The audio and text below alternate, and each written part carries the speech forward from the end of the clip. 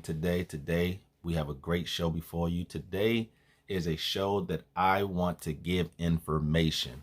I want all of my homies out there that's in the streets or maybe thinking about going into the streets. I want you to pay attention to today's information. Today, we will be discussing the Federal Rule 35B. Rule 35B is a motion that is put in that would reduce the sentence for those who give significant cooperation to the federal government. Instead of me trying to explain this rule to you all, I have picked a few videos with an attorney that explains the rule to you all, and I'd rather that you hear it from them so that you can get an understanding of what Rule 35B is. So buckle up, pay attention. I'll be right back. One of the most common questions I get in my law practice is there anything that can be done for somebody who's already been sentenced, even if their appeal and 2255 periods have passed? The answer for many defendants is yes. In a federal case, the rules of federal criminal procedure apply, and Rule 35 specifically provides for a sentence reduction for a defendant who provides substantial assistance to the government in the prosecution or investigation of another person. If a person qualifies under this rule, then their sentence may be reduced without regard to any otherwise applicable mandatory minimum. What this means is if a defendant received, for example, a 10-year mandatory minimum but qualifies under Rule 35, then their sentence can be reduced down to their guidelines and below, even if the guidelines and below are below the otherwise applicable mandatory minimum. One important thing to note, it's a little known fact, that about 85% of defendants in federal criminal cases actually have cooperated with the government. There are a few things that you need to understand about Rule 35B. One of the things that you need to understand is that substantial assistance is, and I'm just paraphrasing, I'm not reading from any text or anything like that. Substantial assistance is basically you're snitching. You know, your man right there, substantial assistance. A lot of times Rule 35B is initiated by, well, I think all the time the district attorney has to put in a motion to the judge stating that they will ask for a sentence to be reduced based on the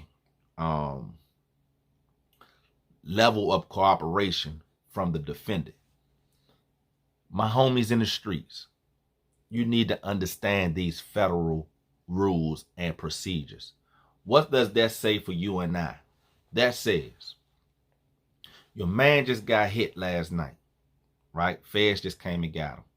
Off break, they're going to offer him to cooperate. If he decides to flip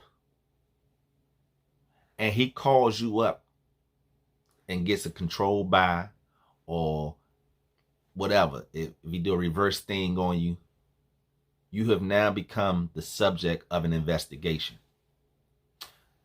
Depending on what comes out of that investigation will determine how his sentence will be reduced.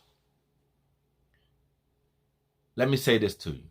I knew nothing about Rule 35B, substantial assistance, until I got locked up by the feds. The next segment that's coming up, I want you all to pay close attention to. It's a segment that's going to deal with third-party cooperation and reduction of sentences. Pay attention. I also get lots of questions about Rule 35 on a third-party basis. What is third-party cooperation or proxy cooperation? Third-party cooperation is when, instead of the defendant in the federal case cooperating on his own behalf, the government would agree to allow some third party, usually somebody that the defendant knows or has some former dealing with, to cooperate on his or her behalf. What happens here is that the third party, who would be the cooperator, is working usually with the Drug Enforcement Administration to set up a controlled buy or do a reverse sting or something like that that would benefit the government. In exchange for that, the defendant on whose behalf the cooperator is doing the work would get a sentence reduction. I am back. And this one is a big one.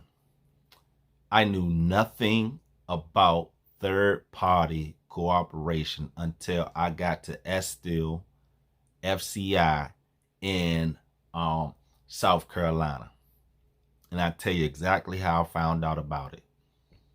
I was having a conversation with two of my my cellies, because in FCI Estill, it was 3 of us to a cell. And one of them was talking about playing the game. And I'm laying on my bunk like, what the hell is he talking about? And so he got to talking about how dudes inside the feds would contact the district attorney about some dudes they know that's getting money and give them information. And the district attorney will open an investigation up on the guy that they gave the information on, and he will be able to get a sentence reduction from that. They also spoke about having someone on the outside set somebody up, and as a result of a person who is not charged on the outside setting someone up and getting them arrested, the person that's on the inside would get the reduction. See, I got into it wasn't even an argument, because we wasn't even live. We wasn't even face to face on a Facebook show the other day. And what I was saying is that, and I got to be careful because I don't want. So I'll say it like this. What I was saying to the young man was that those days of handling snitches the way they used to be handled back in the day is over with.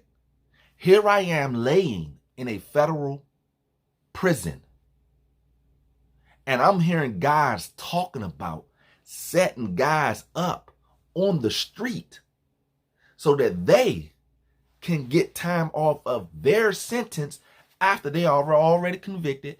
They already been doing time. See, this is the stuff that you just be talking. So I had to find information on this type of cooperation. Trying to be as professional as possible as I possibly can be in this situation. You have guys that have walked around the yard and trade information with each other in an attempt to give information to the district attorney so that they can work their sentence off. Don't tell me, brother. Don't tell me. I know what I know. Okay? I'm going to read this to you. I want you to pay attention. Third-party cooperation. Another type of cooperation assistance involves the use of a third party, a person who is not the defendant in a federal case, and the government. This type of cooperation is common in narcotic cases where the defendant is incarcerated and unable to actively assist the government in the investigation.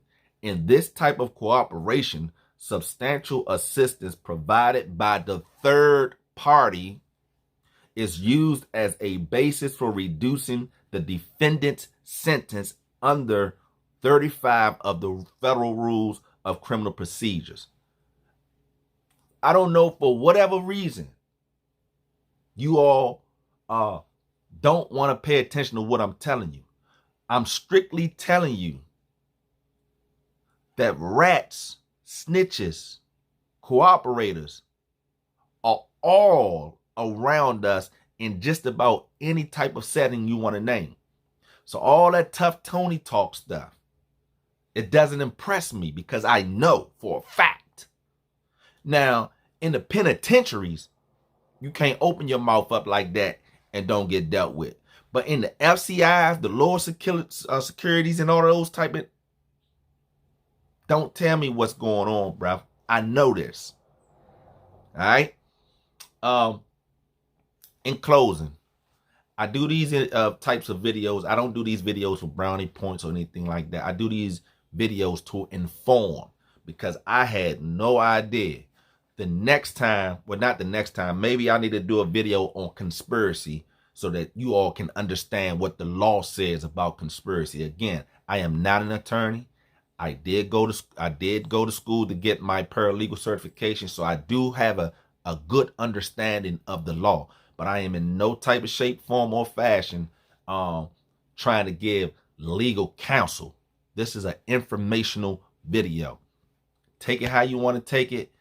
I'm going to put the links up. You can Google it. You can look up information. But I'm telling you, get out the streets. Don't forget to subscribe to my YouTube channel. Plugged in t-shirts are available for purchase. All proceeds will go to the production of the show.